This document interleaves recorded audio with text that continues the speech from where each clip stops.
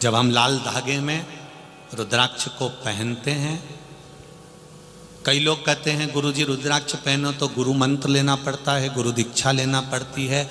हम कहते हैं तुम्हें रुद्राक्ष मिल जाए और तुमने गले में पहन लिया तो श्री शिवाय नमस्तुभ्यम बोल के भी पहन लिया तो समझ लेना शंकर जी ने गुरु मंत्र दे दिया और शिव ने स्वीकार कर लिया। जाओ गुरु की शरणागति में मना नहीं है, गुरु के पास जाओ, उसके पास बैठो, नमन करो, उनसे गुरु दीक्षा का भाव लीजिए, अपना सामर्थ्यता के अनुसार गुरु को कुछ दीजिए। जीवन शरीर दिया है, जब तक बन सके तब तक गुरु को दो, मना नहीं। रुद्राक्ष 3 चीजें प्रदान कर रहा है। एक, उत्तम स्वास्थ्य। गले में रुद्राक्ष पड़ा हुआ है, हार्ट कभी कमजोर नहीं होगा, हार्ट चलता रहेगा। एक प्रयास करना। एक बेलपत्री शिव पर चढ़ी हुई और उसका फल कितना होता है, उसका बल, उसकी भक्ति, उसका विश्वास। ब्रह्मा विष्णु महेश 64 योगनियां 33 कोटि देवी देवता एक बेलपत्री में होते हैं। और वह बेलपत्री हम हमारे साथ में क्यों रखते हैं? उत्तम फल के लिए, उत्तम सुख के लिए।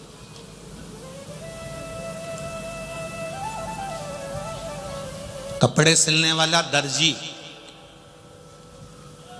कोई बैठा हो तो उससे पूछना कि वो शर्ट में जेब हमेशा उल्टी साइड क्यों लगाता है, बाईं ओर लेफ्ट में। शर्ट में जेब उल्टी साइड क्यों लगाता है? वो इस साइड जेब क्यों नहीं लगाता? वो हमेशा लगाएगा तो लेफ्ट हैंड में लगाएगा, क्योंकि दर्जी को मालूम है कि दिल यहीं पर है। और उसको ये मालूम है कि दिल यहां पर है तो ये मंदिर जाएगा, बेलपत्री चढ़ाकर बेलपत्री उठाएगा तो जेब में रखेगा, जो दिल के करीब रहेगी तो दिल का पावर बढ़ा देगी। एक बेलपत्री को या रुद्राक्ष को या तुलसी की माला को या तुलसी के दल को, भगवान को चढ़ी हुई कोई सामग्री कोई नीचे की जेब में नहीं रखता। रखता है क्या कोई? भगवान को चढ़ा हुआ कोई प्रसाद कोई नीचे की जेब में। ये मेरे भाई लोग जीन्स में मोबाइल रख लेंगे, चाबी रख लेंगे, पर भगवान की बेलपत्री को, भगवान के प्रसाद को, भगवान का सामान को नीचे नहीं रखेंगे, नीचे की जेब में नहीं रखेंगे, वो जेब में ऊपर ही रखेंगे। उसी तरह दर्जी को मालूम है कि दिल लेफ्ट में होता है, इसलिए उसने जेब भी लेफ्ट में लगाई कि भगवान का चढ़ा हुआ सामान, भगवान का प्रसाद, भगवान की सामग्री जब लेफ्ट की जेब में ये रखेगा तो थोड़ी देर दिल के पास में रहेगी तो ये दिल को स्वस्थ बना देगी, ये बीमार नहीं पड़ने देगी, ये निश्चित है इसको ब्लॉक नहीं होने देगी। ये बेलपत्र का सुख है। एक रुद्राक्ष के 3 गुण बड़े विशिष्ट हैं। पहला, आरोग्यता देता है। दूसरा, हमारा विल पावर मजबूत कर देता है। हम जब भटकते हैं तो हमारे बल को एक जैसा कर देता है, एक जगह स्थिर कर देता है।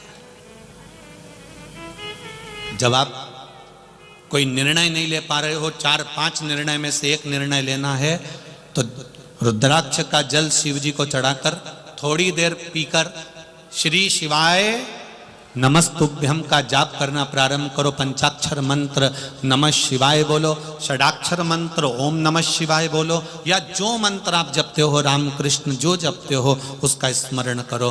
थोड़ी देर में आपका मन स्थिर हो जाएगा और एक जगह का निर्णय पूरा करा देगा। रुद्राक्ष हमें स्थिरता प्रदान करता है,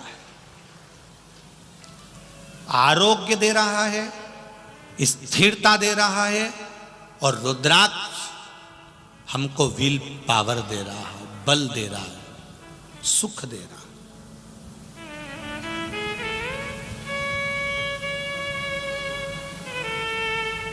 वो भटकने नहीं देगा आपको। सुख की ओर लेकर जाएगा।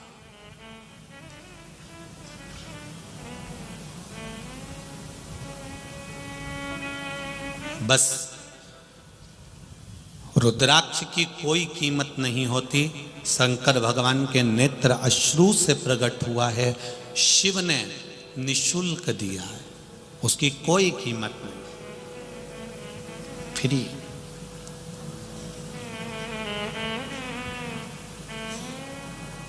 शंकर भगवान पे चढ़ी हुई बेलपत्र की कोई कीमत नहीं लेता, फ्री, उठाओ ले जाओ। शिव जी पे चढ़े हुए जल की कोई कीमत नहीं लेता, आप चढ़ा हुआ जल लेकर आचमन कर सकते। बाकी के देवी देवताओं पर जो भी चढ़ता है वो कीमत वाला होता है। पीताम्बर चढ़ा 5,000 का जाएगा, 500 का जाएगा, 2,000 का जाएगा। 56 भोग लगाए वो भी पैसे किया जाएंगे, सामग्री लाए वो भी पैसे किया जाएगी। पर शिव महापुराण की कथा कहती है शंकर पर चढ़ने वाली वस्तु शंकर भगवान ने पहले ही पृथ्वी को दे दी थी, प्रकृति को दे दी थी, फ्री। जल फ्री में मेरे भगवान ने दिया, बेलपत्री का पेड़ मेरे भगवान ने फ्री दिया, भगवान को दुर्वा चढ़ाते हो वो भी भगवान ने फ्री दी, पुष्प चढ़ाते हो वो भी भगवान ने फ्री दिया। भगवान के पास में कीमतवान कोई चीज नहीं है। शंकर जी कहते हैं तुम मुझे करोड़ों से तोलोगे तो भी मैं प्रसन्न नहीं होऊंगा, तुम केवल एक बेलपत्री से मुझे तोल देना, मैं प्रसन्न हूं।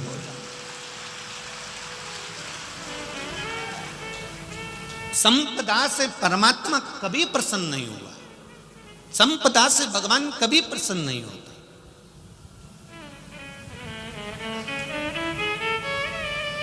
ये कथा और इस धर्मशाला से 365 दिन, हर दिन एक बेटी का विवाह 365 दिन होगा, प्रतिदिन। बस बेटी के घर वाले यहां पर आकर लिखा दें कि हमारी बेटी की शादी इतनी तारीख की है, 25 लड़के वाले आए, 25 लड़की वाले आए, आराम से उनके यहाँ पर भोजन की व्यवस्था निःशुल्क, रहने की व्यवस्था निःशुल्क, उनके यहाँ ब्याह कराने के लिए पंडित की व्यवस्था निःशुल्क। बस उनको तो आना है, इस ग्राउंड में पहुँचना है, बाकी की व्यवस्था सब समिति करेगी। और जब वो जाएंगे तो उनको कन्यादान भेज देने की व्यवस्था भी, रोज प्रतिदिन एक बेटी का कन्यादान हो, वो अपने घर जाए, अपने जीवन को आनंदमय करे, यही शिव। तो यहाँ जो भूमि है इस शंकर की धरा पर, शंकर की भूमि पर आप जब दर्शन करेंगे कुछ समय के बाद में, तो यहाँ गौ माता की स्वतंत्रता का भाव, तुमरुकेश्वर बाबा का सुंदर कॉरिडोर का दर्शन, सुंदर एक जो हॉस्पिटल बनी रहा है उसका निर्माण कार्य चालू है, वो हॉस्पिटल का दर्शन, गुरुकुल का दर्शन, एक ही भूमि पर जब आप आएंगे तो आप ये मानेंगे कि यही सतयुग, यही त्रेता, यही द्वापर, यही कलयुग का आनंद है।